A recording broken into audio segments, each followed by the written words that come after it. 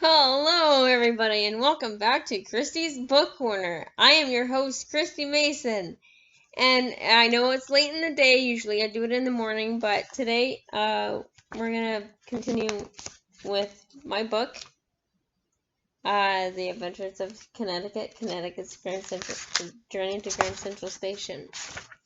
Today's chapter is Chapter 5, and it's called Lexington Avenue. The summer flew by, and Connecticut had settled in nicely with the Reeses. They got along very well, and Grand Central Connecticut got along with everyone too.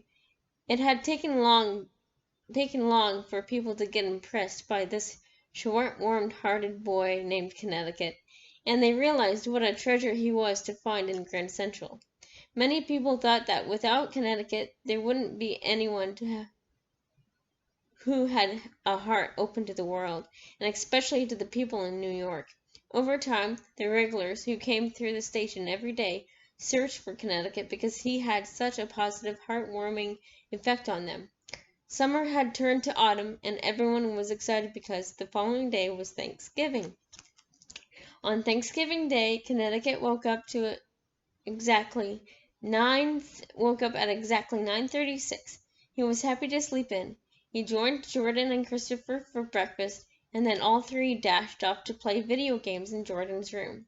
Shortly after 1 o'clock, Jordan and Christopher's grandparents arrived. This was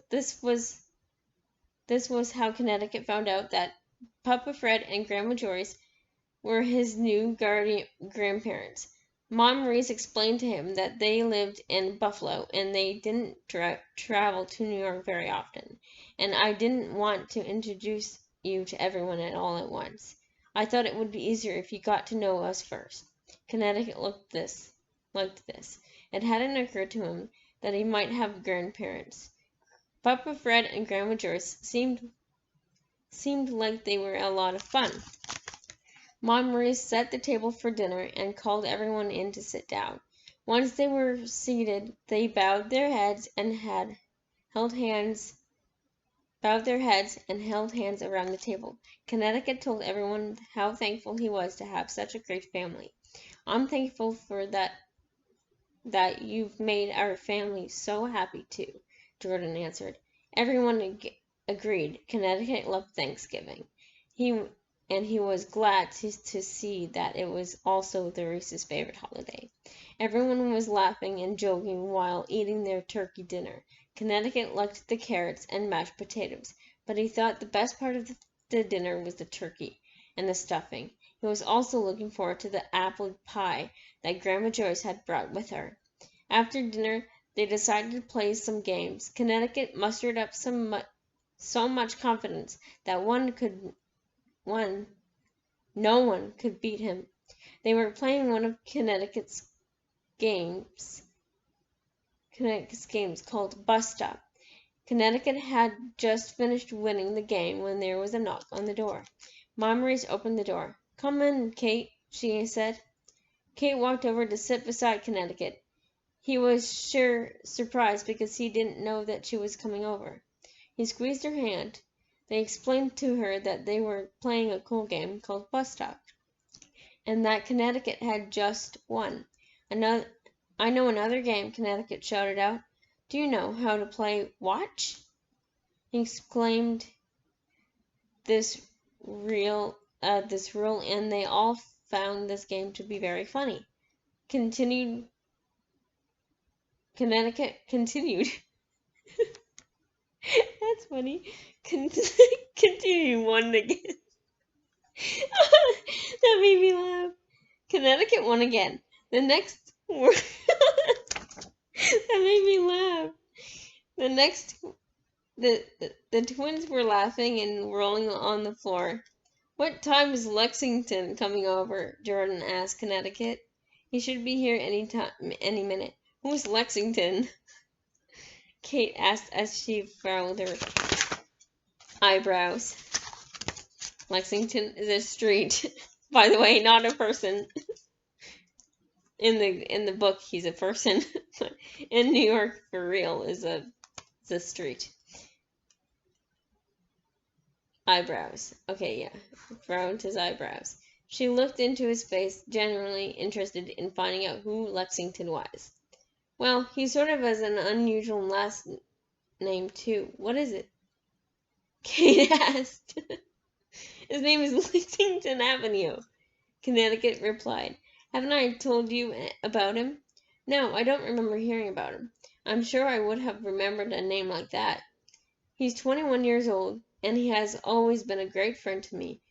I invited him over tonight. He used to live in Hartford near me, but he moved to New York a few weeks ago.